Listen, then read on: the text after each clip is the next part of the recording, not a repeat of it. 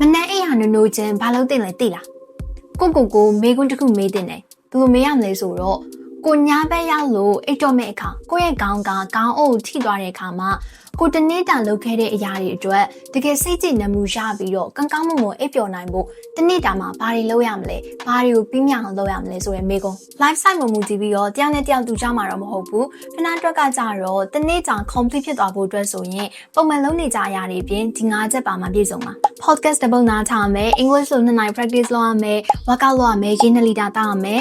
ចောင်းစာလုပ်ရမယ်အဲ့တော့ခဏကတနေ့မှာဒီ၅ချက်လုပ်ပြီးသွားပြီဆိုရင်ကို satisfy ဖြစ်သွားတယ်ညဘက်ရောက်သွားရင်လည်းအော်ငါအလုပ်တွေတော်များများပြီးသွားပါလားဆိုတဲ့စိတ်နဲ့ကောင်းမွန်အိပ်ပျော်တယ်တချို့ရက်တွေမှာကြတော့ဒီ၅ချက်အပြင်အခုလိုမျိုး vlog တွေရိုက်ကြ video edit လုပ်ကြ YouTube မှာ video တင်တာစတဲ့ဒီ extra chores တွေပို့လာတာပေါ့အဲ့ဒီလိုမျိုးတနေ့တာမှာအလုပ်တွေအများကြီးပြီးဖို့အလုပ်တွေအများကြီးလုပ်နိုင်မှုအတွက်ဆိုရင် Ferrari စီမှာ daytime အလုံးလောက်ရှိရမယ်daytime အလုံးလောက်ရှိဖို့အတွက်ဆိုရင်ညဘက်ကိုစောစောအိပ်ပြီးတော့မနက်ကိုစောစောထားမှကိုစီမှာ daytime အလုံးလောက်ရှိမှာပေါ့ပြဿနာကညဘက်စောစောမအိပ်တာနဲ့ဇက်လာပြီးနေပြီညဘက်စောစောမအိပ်တော့မနက်ကျရင်လည်းစောစောမထနိုင်တော့ဘူးအကယ်၍ထပြီဆိုရင်လည်းကိုထားတဲ့ချိန်ကနေ့လယ်7 နာရီ12 နာရီဆိုရင်နေ့တစ်ဝက်ကကျိုးနေပြီကွာအဲ့တော့အလုပ်တရားလည်းကိုထင်သလောက်မပြီးတော့ဘူးအလုပ်ကထင်သလောက်မပြီးတော့ညဘက်ရရင်လည်း guilt ဖြစ်တဲ့စိတ်နဲ့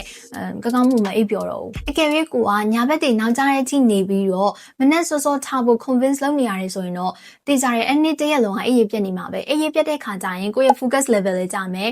cognitive thinking critical thinking တွေအကုန်နေသွားမယ်ပြီး decision making skills တွေပါကျလာမယ်ဒါဆိုရင်ကိုယ့်ရဲ့ performance ကလည်းကျမှာပဲ performance level ကျသွားပြီဆိုရင်ကိုဘာလို့အဆင်မပြေဖြစ်တာများတယ်ဒါပေမဲ့တချို့လူတွေကကြတော့ညဘက်မှာအလုပ်လုပ်နေကြတဲ့သူတွေရှိတယ်ဒါကြတော့ this is your personal choice ဒါသူတို့ရွေးချယ်ထားတဲ့သူတို့ရဲ့ဘဝနေထိုင်မှုပုံစံဆိုတော့ I don't want to say anything ခဏဘာမှပြောမှာမဟုတ်ဘူးဒါပေမဲ့ကိုကညဘက်တွေလည်းအလုံးမလုံးရပဲနဲ့ဒီတိုင်းပဲဖုန်းသုံးနေနဲ့ခုအကျိုးမရှိတာတွေလုံးနေနဲ့ညဘက်ကိုနောက်ကျမှအိပ်ဖြစ်နေတယ်ဆိုရင်တော့you need to change the habit အဲ့ဒီအကျင့်ဆိုပြင်ရမှာပေါ့နော်ကိုကညာဘက်တွေစောစောအိမ်မယ်မနေ့စောစောထမယ်ဆိုရင်ကိုရဲ့စီမှာ daytime အလုံးလောက်ရှိသွားပြီကိုစီမှာအချိန်ကြီးအများကြီးရှိတဲ့အခါမှာအလုပ်တွေအများကြီးလုပ်နိုင်မယ်အလုပ်တွေအများကြီးပြီးမယ်ဒီနေ့ဗီဒီယိုထဲမှာပေးချင်တဲ့ message ကညာဘက်တွေစောစောအိမ်မယ်မနေ့စောစောထမယ်ကိုအချိန်ကြီးအများကြီးပို့ပေးမယ်အကျိုးရှိတာတွေလုပ်ပြီးတော့တနေ့တာကိုကုံဆုံးသွားမယ်ဒါဆိုရင်ညာဘက်ကိုအိတ်တော့မဲ့အခါမှာကိုရဲ့တနေ့တာလုပ်ခဲ့တဲ့အရာတွေကိုပြန်ပြီး review လုပ်ကြည့်မယ်ဆိုရင်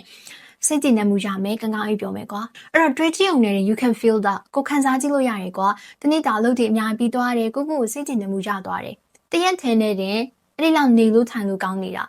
နေ့တိုင်းလုပ်မယ်ဆိုရင်ရောနေ့ချိန်ကများလုပ်သွားမယ်ဆိုရင်အချိန်တစ်ခုရောက်သွားတဲ့အခါမှာကိုမတူညီတဲ့ version တစ်ခုအနေနဲ့တွေ့ရမှာလွန်ခဲ့တဲ့4 နှစ်5 နှစ်လောက်ကြောင်းဖင်နာနဲ့အခုဖင်နာနဲ့ကိုရှင်းကြည့်လိုက်မယ်ဆိုရင်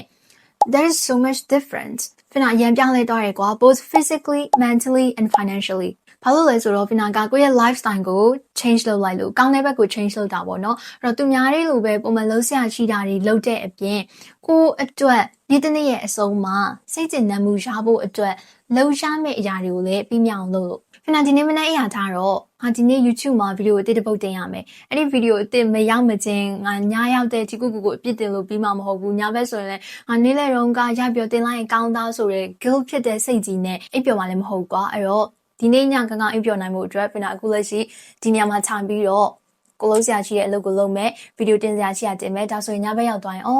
ငါရဲ့ဗီဒီယိုအသစ်လေး YouTube မှာဒီနေ့တင်လိုက်ပြီးဆိုတဲ့စိတ်နဲ့ကိုစိတ်ကျဉ်မှုရပြီးတော့ညဘက်ရောက်သွားရင်ကောင်းမွန်အိပ်ပျော်နိုင်မယ်လို့ဖင်နာထင်တယ်ကဲဟုတ်ပါပြီဒီနေ့ဗီဒီယိုလေးကတော့ဒီလောက်ပါပဲဗီဒီယိုလေးကိုအဆုံးထိကြည့်ပေးကြတဲ့အတွက်အားလုံးကျေးဇူးများတင်ပါတယ် Anyway I hope you have a wonderful rest of your day and I'm going to see you in my next video bye bye